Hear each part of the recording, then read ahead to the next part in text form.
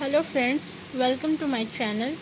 Today we are going to discuss an important essay of George Orwell, Why I Write, which is published in 1946 after the publication of his novella Animal Farm and before he wrote his final novel 1984. Orwell begins by observing that he knew he should be a writer from a very young age, although in early adulthood he tried to abandon the idea. He knew it was his true calling and that he would eventually settle down and write books.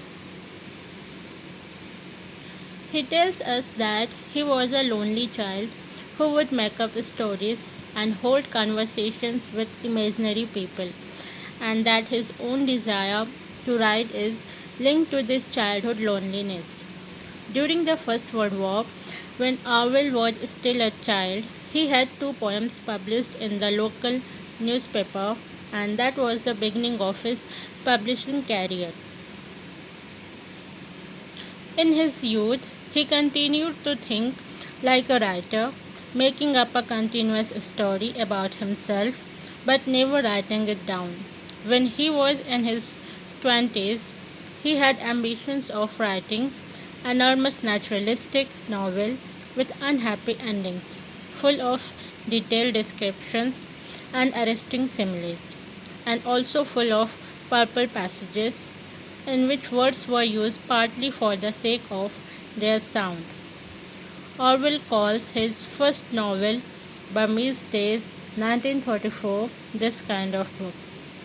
Orwell then outlines what he sees as four chief motives for anyone becoming a writer.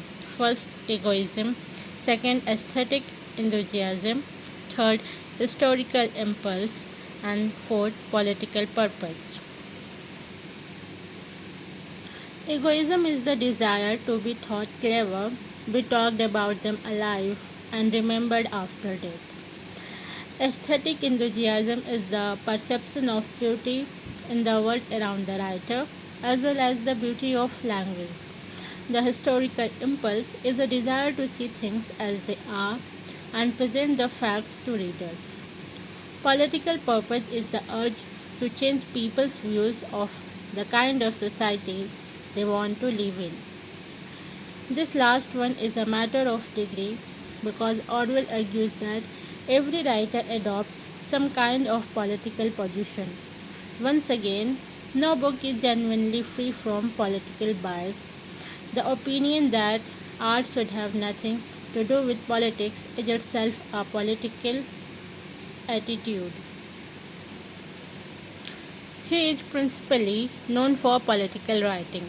Orwell confides that by nature he is someone for whom the first three motives would usually outweigh the fourth. But when the Spanish Civil War broke out in 1936, Orwell knew where he stood.